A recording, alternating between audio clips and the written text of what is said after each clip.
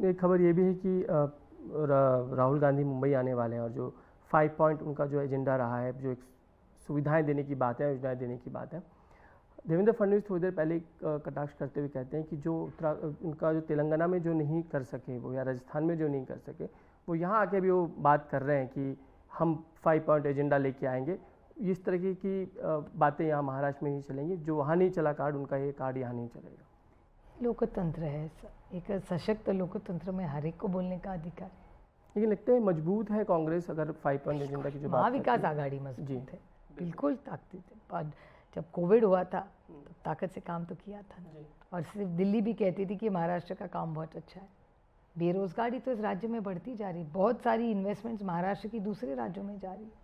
Data speaks louder than words. Data इसी का जवाब देते हुए देवेंद्र फडणवीस ने कुछ समय पहले ट्वीट किया था कि जब टाटा एयरबेस की आप बात करते हैं तो बहुत पहले ही महाविकास आघाड़ी के वक्त में ही ये, उसके पहले ही गुजरात ने अपना प्रपोजल रख दिया था, आप लोगों तो फाइल पे बैठे रहे। फॉक्सकॉन की पूना डिस्ट्रिक्ट में इन्वेस्टमेंट आनी थी, आग के सामने उड़ा के लेके गए वो, उसका क्या। और ऐसे में आपको कितने 10 गिना सकती हूँ कि जब से ये आई है सरकार, कैसे काम धीरे धीरे कम होता जा रहा है। और बाहर के राज्यों में देखो, किसी के घर में कुछ अच्छा हो तो हमको भी अच्छा लगेगा। किसी भी स्टेट में हम पहले भारतीय है तो किसी का भी भला हो तो हमें आनंद ही होगा। लेकिन जो हक में, मेरिट में जहाँ महाराष्ट्र पास हुआ है, जो हमें पास हुआ है, हमारे हाथ में निवाला है, वो छीन के ले जाना ये गलत है। और गलत क्यों है? क्योंकि हमारी लीडरशिप यहाँ कुछ नहीं कर पा रही है। देवेंद्र फडणवीस कह रहे थे कि अब जो मुख्यमंत्री के चेहरे पे जब बात हुई तो कहा कि महायुति का चेहरा होगा, महायुति का मुख्यमंत्री होगा और महायुति जीतेगी। इसके पहले जो बीजेपी का मुख्यमंत्री या बीजेपी की सरकार की जो बात हो रही थी, अब महायुति की बात हो रही है। महायुति जैसे एनडीए वहाँ पे, इस वक्त महायुति यहाँ पे, तो तीनों को साथ में रखने की जिम्मेदारी बीजेपी की। और अगर महायुति की बात नहीं करेंगे तो बीजेपी को खुद फटका बैठ सकता है, ऐसा आपको लगता है? इसलिए अब महायुति की बात ज़्यादा कर रहे हैं लीडर्स। मेरे ख्याल से जो देवेंद्र जी कुछ भी कहे, मैं देवेंद्र जी को एक ही सवाल पूछना चाहती हूँ कि अजीत पवार जी पे उन्होंने जो आरोप किए 70,000 करोड़ वोट, उसकी फाइल उन्होंने ऑन ओथ अजीत पवार को दिखाई। इसका जवाब देवेंद्र फडणवीस को देना पड़ेगा। क्योंकि ऑन ओथ पहले क्या हुआ, पहले तो आरोप किया देवेंद्र फडणवीस ने, अजीत पवार पे आरोप किया, कितना करोड़ का उसमें मुझे नहीं पढ़ना है, लेकिन आरोप पहले किसने किया? देवेंद्र फडणवीस जी ने अजीत पवार जी पे आरोप किया।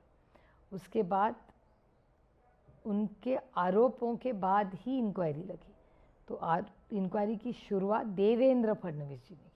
उसके बाद एक सीएम के नाते फाइनल सिग्नेचर मायने रखता है। किसने ऑर्डर की?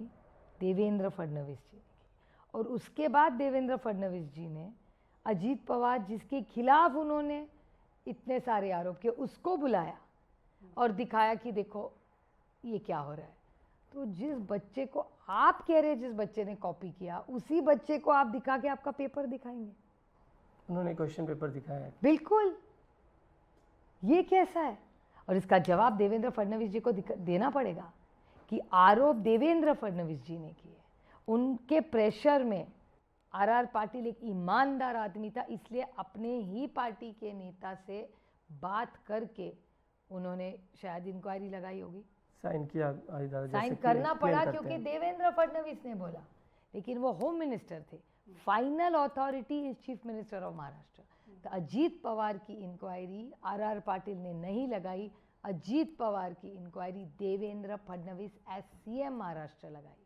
और उसके बाद ऑन ओथ होते हुए भी उन्होंने अजीत पवार जी को बुलाया और फाइल दिखाई। ये गलत है, इसकी इंक्वायरी होनी चाहिए कि एक राज्य का चीफ मिनिस्टर, मुख्यमंत्री जो ऑन ओथ है, वो लीडर ऑफ ऑपोजिशन या जो विरोधी है, उसको एक फाइल उसी के खिलाफ कैसे दिखाता है?